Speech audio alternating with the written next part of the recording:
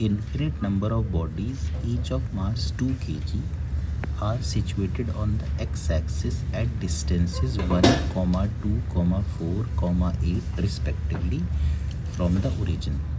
The resultant gravitation potential due to this system at the origin will be.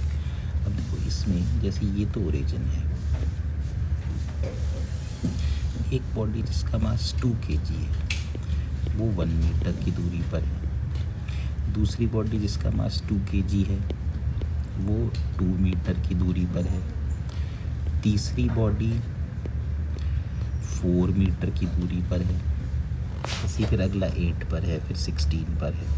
तो अगर हम potential निकालें तो वो आएगा -g into M upon R minus G into M upon फिर R minus G into M upon R minus G into M upon R, और ये चीज़ इन्फिनिटी तक चलती जाएगी। तो पोटेंशियल में हम -2g तो कॉमन ले सकते हैं, तो ये आएगा 1 + 1/2 + 1/4 + 1/8 एंड सो ऑन। अब देखो इसका जो पहला टर्म है ना उसको हम कहते हैं a, तो a यहाँ पर 1 है। तो क्या होता है कि ज्योमेट्रिक प्रोग्रेशन में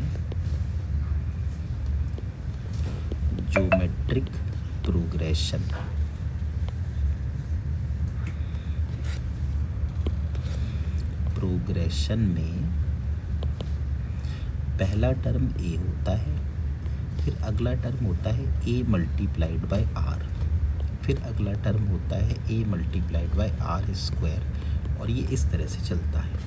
तो अब देखें आप यहाँ पे पहला टर्म तो a है 1, अब अगला टर्म a × r ये है 1/2, तो a तो 1 है, तो 1 × r इट इज़ 1/2, तो हमें a भी मिल गया और r भी मिल गया। अब जो सम ऑफ इनफाइनाइट जीपी होता है, सम ऑफ इनफाइनाइट जीपी, उसका फॉर्मूला होता है a/1 - r। तो यहाँ पर अगर हम सम निकालें तो वो होगा a/1 - r, का मतलब क्या है 1/2, तो ये बन जाएगा 1/1 - 1/2 हो जाएगा 1/2, तो सम की वैल्यू 2 हो गई। तो अब जैसे पोटेंशियल -2g और ब्रैकेट में पूरा आ रहा था 1 + 1/2 + 1/4, तो v बन गया -2g × 2, यानी कि -4